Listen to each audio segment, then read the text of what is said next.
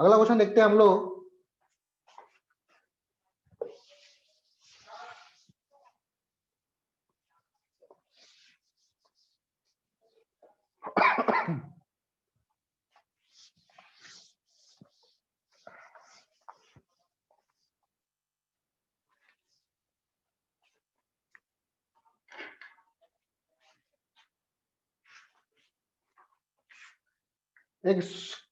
एक मास है जो एक स्प्रिंग से अटैच है।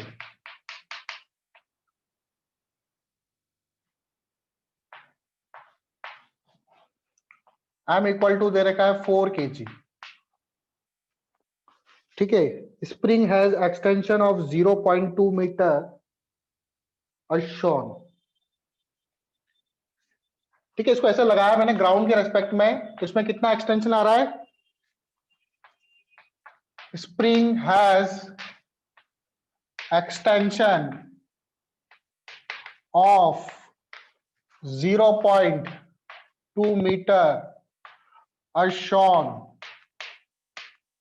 at equilibrium position। अभी इक्विलिब्रियम पोजीशन पर है, मतलब नेट फोर्स इस पर 0 हो रहा होगा।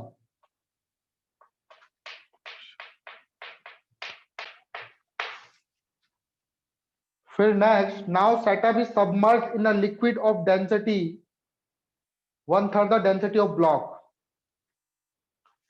नाउ setup is submerged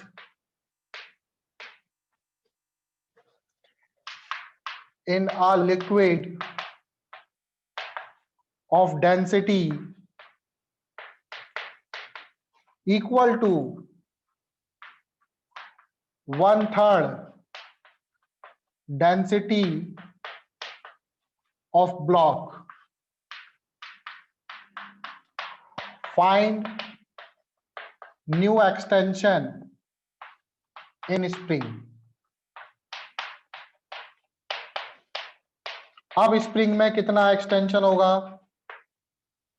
अगर इस सेटअप को मैं एक लिक्विड में डाल देता हूं जिसकी डेंसिटी 1/3 है, तो कितना एक्सटेंशन होगा?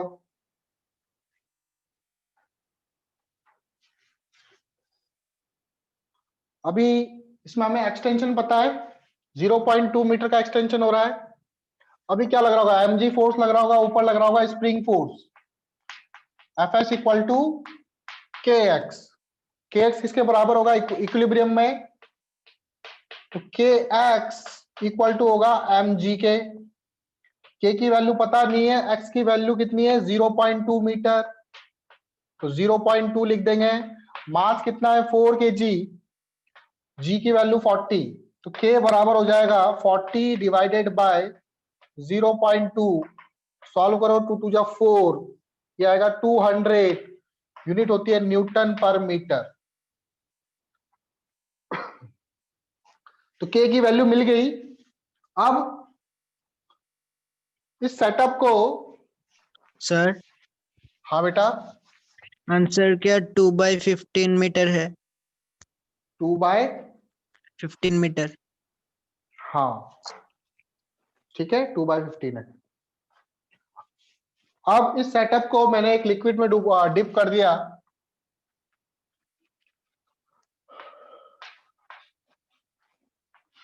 ठीक है, ऐसे मान लो। अब लिक्विड में जब गया है तो लिक्विड में अब फोर्स लगा रहा होगा लिक्विड ऊपर की तरफ, बियॉन्ड फोर्स। स्प्रिंग भी ऊपर की तरफ फोर्स लगा रही है Fs, नीचे लग रहा होगा mg। और कोई फोर्स? और कोई फोर्स बताओ? नहीं है। इतना ही लगेगा। तो इक्वेट करेंगे Fb plus Fs equal to mg के। तो स्प्रिंग फोर्स Fs बराबर हो जाएगा mg माइनस Fb। अब Fb कैसे निकालेंगे? तो लिक्विड की डेंसिटी जैसे ρ/3 है, अगर ब्लॉक की डेंसिटी रो होती है तो मास हो जाएगा इसका, मतलब अगर मैं इसको कन्वर्ट करूं, Fs इक्वल टू, m को नहीं करते हम लोग, मास इक्वल टू है रो इंटू रो जी ना, नहीं सॉरी, रो इंटू वॉल्यूम। तो mg बराबर हो जाएगा रो वी जी। बियॉन्ड फोर्स कितना होगा? बियॉन्ड फोर्स होगा एफ बराबर, इसकी डेंसिटी कितनी है? रो बाई 3 वॉल्यूम इंटू जी, ये बियॉन्ड फोर्स होगा। डेंसिटी ऑफ लिक्विड कितनी है? रो बाई 3। तो हाँ रो सर। वी जी की जगह मैं mg लिख सकता हूं। तो बियॉन्ड फोर्स हो जाएगा mg by 3, mg minus mg by 3। तो F S equal to spring force, F S dash कर देना इसको इस बार, ये हो जाएगा 2 mg बाई 3। स्प्रिंग फोर्स होता है k into x, x dash लिख दो इस बार, 2 mg, mg की वैल्यू है 40 आई थिंक, बाई 3। k की वैल्यू निकाली लिया मैंने 200। k इक्वल टू हो जाएगा, ये कैंसिल हो रहा है क्या? नहीं हो रहा ना, 80 बाई 3 इंटू 200, 0 से 0 कैंसिल, 2 4 जा 8, 2 2 जा 4, 2 3 जा 2 5 जा 10। तो k बराबर आएगा, सॉरी k नहीं x डैश, तो 2 बाय 15 इसमें आएगा आंसर मीटर में। This is the answer, x dash equal to 2 by 15 metre. आया समझ में? बोलो। Yes sir. चलो, सेंटर ऑफ मास हम लोगों ने पढ़ रखा था। सेंटर ऑफ मास क्या होता है? कोई बताएगा मुझे सेंटर ऑफ मास क्या होता है? Sir, the imaginary point where the whole mass of the body is concentrated. वो इमेजिनरी पॉइंट बॉडी के अंदर, वो पॉइंट सॉरी बॉडी में या बॉडी के बाहर भी हो सकता है, वो पॉइंट जहां पर पूरी बॉडी का मास हम लोग कॉन्सेंट्रेट मान सकते हैं। उसी तरह से एक और पॉइंट होता है that is called centre of buoyancy. Centre of buoyancy क्या होगा बताओ?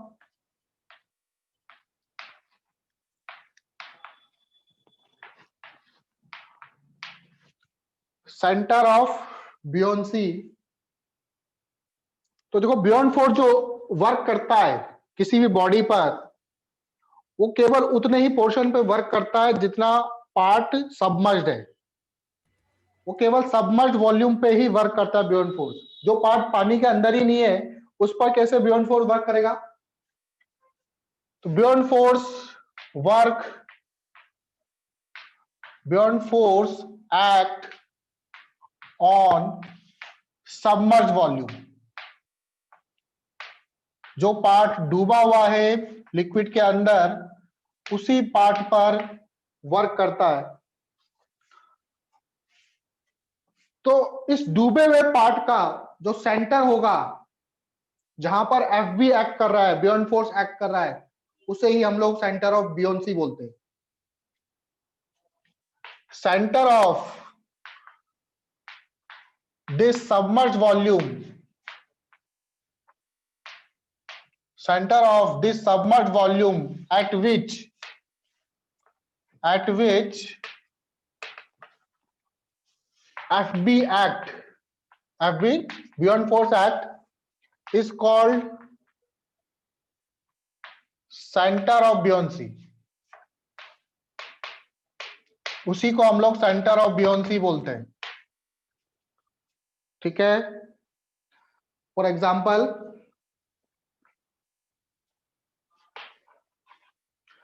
जैसे लिक्विड ले लिया मैंने, यहां पर एक ब्लॉक डूबा हुआ इस तरह से। अब इस ब्लॉक का सेंटर ऑफ मास की बात करूं तो इस ब्लॉक का centre of mass I think यहां पे कहीं होगा, लेकिन सेंटर ऑफ बियोंसी यहां पर नहीं होगा। ब्लॉक का सेंटर ऑफ बियोंसी कहां पर होगा? जो पार्ट डूबा हुआ है, ये डूबा हुआ सबमर्ज वॉल्यूम है, इसका सेंटर कहां पर है? तो इसका सेंटर यहां कहीं है। ये पॉइंट आपका होगा सेंटर ऑफ बियोन्सी। सबमर्ज पार्ट का, ठीक है, इसी पर आपका क्या एक्ट कर रहा है, बियॉन्ड फोर्स एक्ट कर रहा है। सेंटर ऑफ मास पे आपका एक्ट करता है mg और सेंटर ऑफ बियोन्सी पे एक्ट करता है आपका buoyant force. Centre of buoyancy क्या होती है, geometrical centre of submerge volume. Centre of buoyancy क्या होता है, geometrical centre of submerged volume.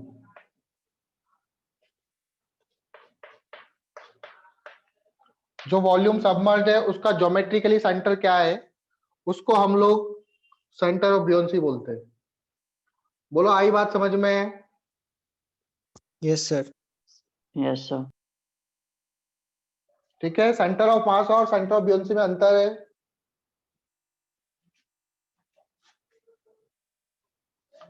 तो देखो एक एग्जांपल लेते हैं और सेंटर ऑफ बियोन्सी को समझते हैं हम लोग।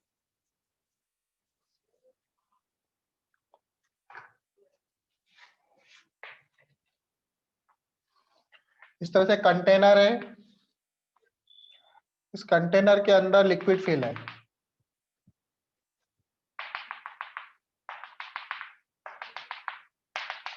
और इस कंटेनर में एक रॉड है,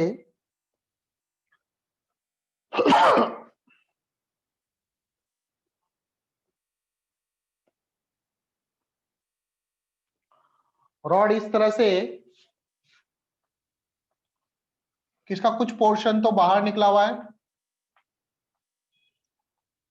और कुछ पोर्शन अंदर है, बिल्कुल हाफ नहीं है, इतना है। तो अगर रॉड का सेंटर देखूं तो रॉड का सेंटर कहां होगा, यहां कहीं होगा। Yes sir. रॉड का सेंटर देखो तो कहां होगा, यहां पर, पूरी रॉड का, यहां से लेके रॉड की लेंथ ले ली L/2 और ये लेंथ भी कितनी होगी L/2। इस सेंटर ऑफ मास होगा, तो सेंटर ऑफ मास पर mg एक्ट कर रहा होगा नीचे, ये एंगल आपका थीटा। और बियॉन्ड फोर्स कहां पे एक्ट कर रहा होगा, बियॉन्ड फोर्स एक्ट कर रहा होगा जो पोर्शन डूबा हुआ है उसका सेंटर। तो जो पोर्शन डूबा हुआ है उसका सेंटर यहां कहीं होगा। Yes, yes sir. सर। इस पे बियॉन्ड फोर्स ऊपर की तरफ एक्ट कर रहा होगा। Yes sir. ये डिस्टेंस x/2 मान ली मैंने, यस और ये डिस्टेंस भी x/2। बात समझ में आ रही है, दिख रहा है आप लोगों को? हाँ सर। Yes sir. तो हमें गिवन है कि रॉड जो है वो रेस्ट पर है at equilibrium. If rod is at rest at equilibrium, याद रखो कोई भी चीज इक्विलिब्रियम में कब होती है, जब उस पर नेट फोर्स 0 होता है बॉडी पर और नेट टॉर्क भी 0 होता है। नेट टॉर्क भी क्या होता है, 0 होता है।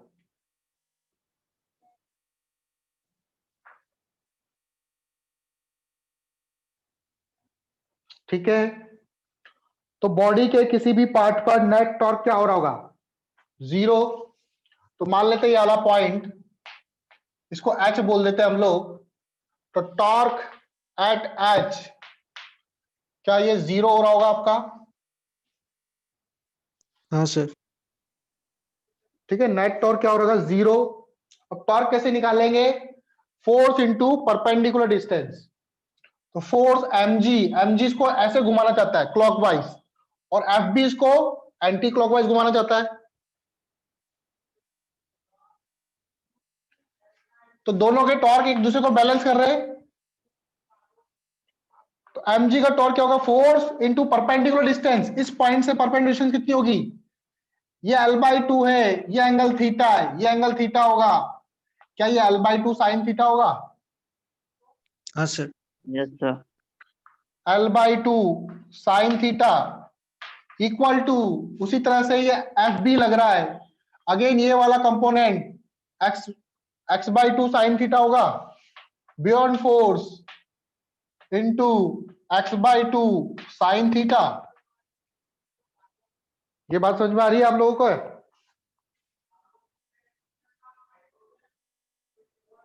Yes, sir. ये डिस्टेंस x/2 है, तो ये डिस्टेंस कितनी हो जाएगी? ये डिस्टेंस x/2 है, तो ये डिस्टेंस परपेंडिकुलर डिस्टेंस, ये एंगल थीटा गिवन है, तो सब थीटा के सामने वाला परपेंडिकुलर, तो ये x/2 साइन थीटा होगा। Sine theta sine theta cancel, 2 से 2 कैंसिल, यहां से आ जाएगा mg into L equal to fb into x.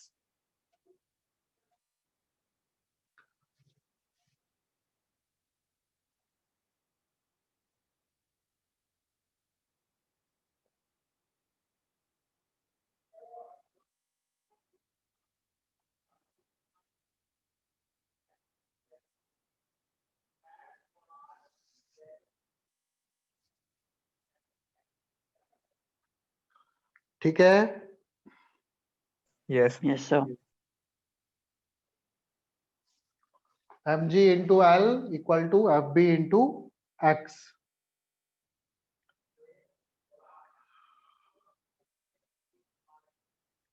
तो यहां से क्या आ जाएगा हमारा,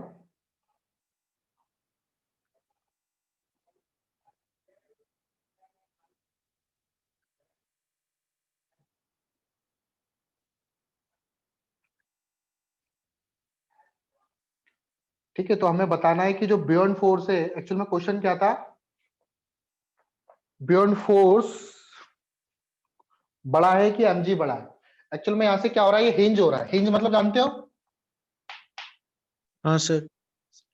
हिंज हो रहा है मतलब यहाँ पे स्क्रू से लगा हुआ है, जैसे वो होता है ना गेट खुलता है, उस तरह से सिस्टम है। ठीक है, एक्चुअल में ये एक्स मतलब क्या है, यहाँ पे हिंज हो रहा है। ठीक है, mgl बराबर है fbx के। अच्छा, इक्विलिब्रियम में तो mg और fb तो बराबर होंगे कि अलग अलग होंगे? Sir equal. इक्वल होंगे कि अलग अलग होंगे? अब देखो mgl और fbx बराबर है, x जो है वो as compared to l छोटा है, since x is smaller than l, और इन दोनों का मल्टीपल बराबर है, इसका मतलब fb जो होगा क्या वो mg से बड़ा होगा? बात समझ में आ रही है?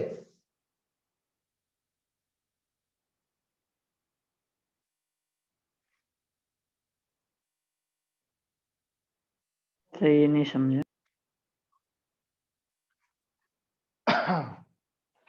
mgl, अच्छा ऐसे करूं इसको मैं, mg by fb equal to x by l। दिख रहा है आप लोगों को? क्या x बड़ा है कि l बड़ा है? Sir L. l बड़ा है ना? और x बाय l का जो रेशियो आएगा वो 1 से छोटा आएगा। Yes, sir. तो छोटा आएगा तो fb बड़ा होना चाहिए एज कंपेयर टू mg, तो fb बड़ा होगा एज कंपेयर टू mg। ठीक है, बियॉन्ड फोर्स क्या लग रहा है, ज्यादा लग रहा है।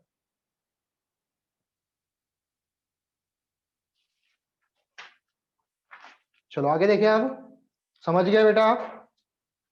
Yes, sir.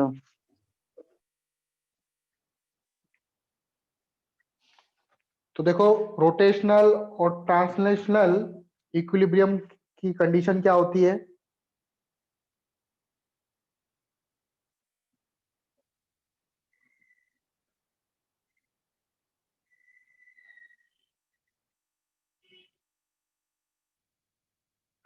दो तरह के इक्विलिब्रियम होते हैं, आपको पता ही है, स्टेबल और अनस्टेबल। सुना है कभी आप लोगों ने?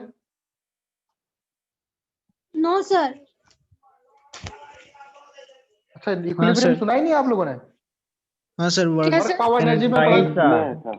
हाँ वर्क सर, पावर हाँ एनर्जी में सर। पढ़ाया था, अच्छा हाँ sir. Yes, work sir. Power energy में पढ़ाया था मैंने, स्टेबल इक्विलिब्रियम अनस्टेबल इक्विलिब्रियम। नहीं सर भूल गए पढ़े। थे। स्टेबल इक्विलिब्रियम, पार्टिकल को डिस्प्लेस करेंगे वापस से अपनी पोजीशन पे आता है। अनस्टेबल में पार्टिकल को डिस्प्लेस करेंगे तो वो वापस अपनी पोजीशन में नहीं आएगा, उस पर फोर्स भी उसी डायरेक्शन में लगता है। और एक होता है न्यूट्रल सर इक्विलिब्रियम। एक बार फिर से बताइए। जैसे ये पेंडुलम है, इस पेंडुलम को मैं यहां से डिस्प्लेस करूंगा, फिर यहां पे रिलीज कर दूंगा, क्या वापस से आएगा अपनी पोजीशन पर? यस सर आएगा। तो किस तरह का इक्विलिब्रियम हुआ है? Stable equilibrium. Yes sir. ठीक है। जैसे ये बाउल है, इस बाउल में जैसे मैंने एक क्या बोलते हैं उसको, कोई बॉल वगैरह को इस तरह से रख के ऐसे डिस्प्लेस करूंगा, रिलीज करूंगा, वापस से ऐसे आएगा हाँ अपनी सर, पोजीशन Yes. गेन करने के लिए। और उल्टा Yes, कर sir. दूंगा तो नहीं आएगा। नहीं नहीं आएगा। आएगा। ठीक है। तो इसमें देखते हैं कंडीशन क्या होनी चाहिए रोटेशनल और मतलब सॉरी फ्लूइड मैकेनिक्स में। इसमें सेंटर ऑफ ब्यूएंसी किधर होनी चाहिए और सेंटर ऑफ मास किधर होना चाहिए। फॉर रोटेशनल कभी कभी नाव पलट जाती है, क्या पता उसका रीजन शायद यही हो।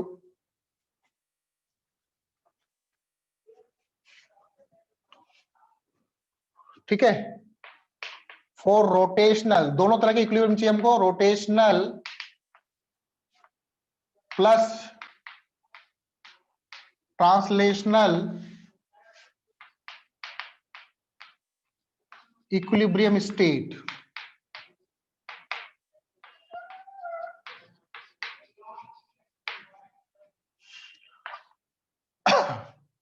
इक्विलिब्रियम स्टेट दोनों तरह के इक्विलिब्रियम होने चाहिए, रोटेशनल और ट्रांसलेशनल दोनों। रोटेशनल मतलब बॉडी घूमनी नहीं चाहिए, ट्रांसलेशन मतलब बॉडी मूव नहीं करनी चाहिए। ठीक है। तो मैं दो अलग अलग कंडीशन ले लेता हूं। पहली कंडीशन ले लेता हूं, अभी मुझे पता नहीं कि स्टेबल है कि अनस्टेबल है, मैं पहले देखता हूं। अगर मान लो लिक्विड में सेंटर ऑफ मास नीचे है और सेंटर ऑफ ब्यूएंसी ऊपर है, और ये इधर है सेंटर ऑफ मास, तो ये किस तरह का इक्विलिब्रियम होगा? दूसरा इसका उल्टा कर देते हैं, सेंटर ऑफ मास ऊपर है और सेंटर ऑफ ब्यूएंसी नीचे है, तो क्या होगा? अच्छा, सेंटर ऑफ ब्यूएंसी पे फोर्स किधर लगता है? ऊपर। ऊपर। ऊपर और ये सेंटर ऑफ मास पे फोर्स किधर लगता है? नीचे। नीचे। अब मैंने इसको डिस्प्लेस करा, ऐसे रोटेट किया मान लो, तो रोटेट करने पर ये हो जाएगा सेंटर ऑफ ब्यूएंसी, ये हो जाएगा सेंटर ऑफ मास। तो सेंटर ऑफ मास पे फोर्स किधर लगेगा? नीचे। इसमें फोर्स किधर लगेगा? ऊपर। इधर लगेगा mg। तो इसको वापस सीधा करेंगे कि नहीं करेंगे? क्या वापस से सीधा होना चाहेगा या घूम जाएगा? इसको पकड़ सीधा के होना मैंने ऐसे चाहिए। रोटेट कर दिया, इसको पकड़ के मैंने ऐसे रोटेट किया, तो वापस से ही क्या हो जाएगा? सीधा हो वापस से अपनी जाएगा। पोजीशन पे सीधा होने की कोशिश करेगा। तो ये किस तरह का इक्विलिब्रियम हुआ? स्टेबल। Stable equilibrium. इसमें सेंटर ऑफ मास पे फोर्स लग रहा है mg नीचे, बियॉन्ड फोर्स लग रहा है fb ऊपर। रोटेट करेंगे, सेंटर ऑफ मास इधर और सेंटर ऑफ ब्यूएंसी इधर, mg लगेगा इधर, सेंटर ऑफ ब्यूएंसी लगेगी ऊपर। ठीक है। तो ये क्या हो जाएगा? रोटेट हो जाएगा। अनस्टेबल। तो किस तरह का इक्विलिब्रियम हुआ?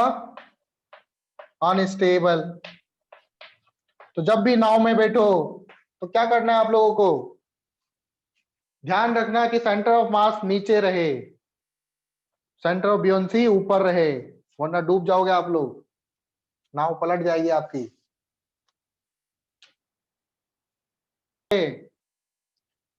पानी के जो जहाज होता है वो जहाज ऊपर से तो दिखता है कितना सा, जैसे पानी का जहाज लिया मैंने, तो पानी पे सरफेस पे तैरता है क्या वो? No sir. ओ उसका No, कुछ sir. पार्ट डूबा, उसका कुछ पार्ट डूबा होता है नीचे। Yes sir. तो सेंटर ऑफ मास यहाँ पे कहीं होगा उसका, Yes, sir. सेंटर ऑफ बियोंसी यहाँ पे कहीं होगी, जो भी मतलब इस तरह से अरेंज करते हैं कि सेंटर ऑफ मास और centre of buoyancy, centre of mass नीचे रहे और सेंटर ऑफ बियोंसी ऊपर रहे, नहीं तो फिर डूबने का खतरा ज्यादा होता है, नाव पलट जाती है, जहाज पलट जाएगा। ठीक है, तो ये आप लोगों का फ्लूइड मैकेनिक्स का हाइड्रोस्टैटिक पार्ट कंप्लीट हो गया है। अब इसके बाद आता है fluid dynamics.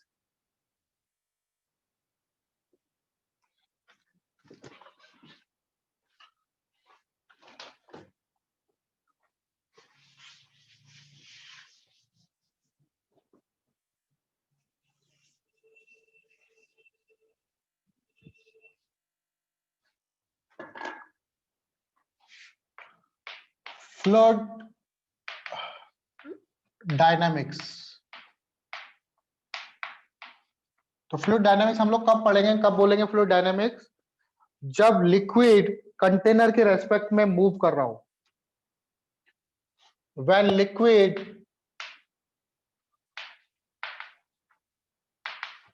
moves with respect to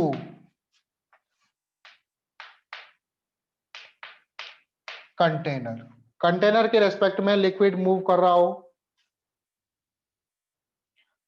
फिर आता है आइडियल लिक्विड, किसको बोलते हैं हम लोग? आइडियल लिक्विड, वैसे तो आइडियल लिक्विड पॉसिबल नहीं है, लेकिन किसको बोलेंगे आइडियल लिक्विड? सर विस्कोसिटी 0 होगा। हाँ ठीक है, नॉन विस्कस मतलब उसमें कोई फ्रिक्शन फोर्स नहीं लग रहा है। ठीक है, इनकम्प्रेसिबल, वैसे तो लिक्विड ऑलमोस्ट इनकम्प्रेसिबल ही होते हैं, incompressible and non viscous. Non viscous का मतलब होता है उसमें फ्रिक्शन फोर्स एक्ट नहीं करेगा। ठीक है, लिक्विड लिक्विड के बीच में क्या होता है, जब लिक्विड लिक्विड फ्लो करता है तो उनके लेयर्स के बीच में भी फ्रिक्शन फोर्स होता है। कभी आप किसी नदी वगैरह में जाना तो नदी के ऊपर पानी बहुत तेजी से बहता हुआ दिखेगा आप लोगों को, लेकिन उतना ही तेजी से पानी नीचे नहीं बह रहा, क्योंकि नीचे फ्रिक्शन फोर्स ज्यादा है, ऊपर फ्रिक्शन फोर्स कम है। जैसे जैसे ऊपर जाते जाते फ्रिक्शन फोर्स की वैल्यू कम होती हुई जाती है। बात समझ में आ रही है? नदी के ऊपर जो पानी बहता हुआ दिखता है आपको बहुत तेजी से, नीचे वाला जो पानी है वो उतनी तेजी से नहीं बह रहा, नीचे जो पानी है वो बहुत धीरे धीरे बह रहा है, क्योंकि फ्रिक्शन ज्यादा है नीचे। तो नो फ्रिक्शन फोर्स, कोई फ्रिक्शन फोर्स नहीं लग रहा लेयर्स के बीच में। फिर आता है जो लिक्विड फ्लो करता है, वो फ्लो भी अलग अलग तरह से करता है। कभी सुना आप लोगों ने लिक्विड का जो फ्लो है? नदी का पानी देखा होगा आप लोगों ने, नदी का पानी जो है वो कैसे किस तरह से फ्लो करता है। टेंजेंशियली। हाँ जो भी है, मतलब एक तो शांत रिवर आ रही है, कोई पानी में हलचल नहीं है, धीरे धीरे बिल्कुल शांति से आता जा रहा है। फिर एकदम से मान लो यहां से डैम वगैरह खोल दिया तो पानी क्या होगा, कैसे उछलते उछलते आएगा। तो जो पानी Yes, sir. बिल्कुल शांति से आ रहा था, एक के पीछे एक, यहाँ पे जो पार्टिकल्स होंगे एक के पीछे एक पार्टिकल इस तरह से आते रहेंगे, और वो जो आगे वाला पार्टिकल पाथ फॉलो कर रहा है, पीछे वाला पार्टिकल भी वही पाथ फॉलो करेगा। इस फ्लो को बोलते हैं हम लोग लैमिनर फ्लो। क्या बोलते हैं? Laminar flow. वैसे ये विस्कोसिटी में भी आएगा आप लोगों के। और जब नदी का पानी है, बांध वगैरह हम लोग खोल देते हैं, डैम का पानी, तो पानी किस तरह से आता है, उछल उछल के, मान लो चट्टान वगैरह है, तो यहाँ पर हम लोग पता नहीं कर पाते कि आगे जो पार्टिकल होगा, जो पीछे वाला पार्टिकल होगा, इसका नेक्स्ट पाथ क्या होगा, आगे जाकर ये किस तरह से घूम भी सकती है, कुछ भी हो सकता है उसका पाथ। हम लोग उसके पाथ का प्रिडिक्शन नहीं कर सकते कि वो कैसा पाथ लेगा। तो फ्लो भी अलग अलग तरह के होते हैं। पहला फ्लो होता है आपका लैमिनर, इसको स्ट्रीमलाइन फ्लो भी बोलते हैं, लैमिनर फ्लो या स्ट्रीमलाइन फ्लो। ये कब होता है? जब लिक्विड बहुत ही लो वेलोसिटी में फ्लो कर रहा है, बहुत ही लो वेलोसिटी होती है, बहुत ही कम वेलोसिटी में जब लिक्विड फ्लो करता है, ठीक है, तो लेयर फॉर्मेशन होती है। लेयर फॉर्मेशन मतलब अलग अलग लेयर्स की अलग अलग वेलोसिटी होती है। नीचे वाली लेयर इसकी वेलोसिटी कम होगी, जैसे जैसे ऊपर बढ़ते जाएंगे लेयर्स, अलग अलग लेयर्स, तो ऊपर वाले लेयर्स की वेलोसिटी सबसे ज्यादा होगी, नीचे वाली लेयर्स की वेलोसिटी सबसे कम होगी। तो इस तरह के को बोलते हैं हम लोग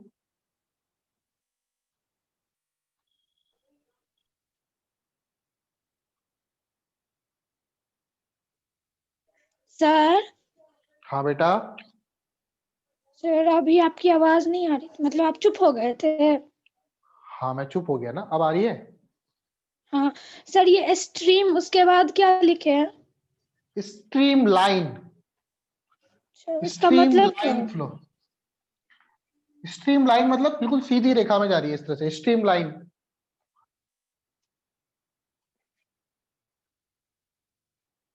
ठीक है ना?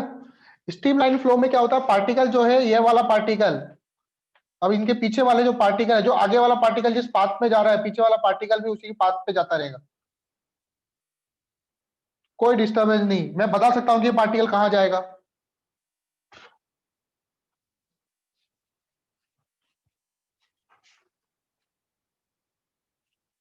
तो यहां पे क्या होगा, state of motion, state of motion of all particles while reaching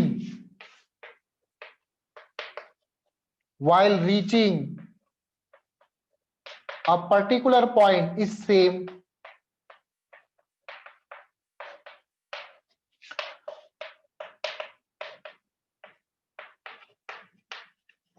state of particle, state of motion मतलब उसकी जो वेलोसिटी होगी उस पार्टिकल की, वही वेलोसिटी जब दूसरा पार्टिकल उस पॉइंट पे पहुंचेगा तो उसकी वेलोसिटी भी उस पॉइंट पे सेम होगी।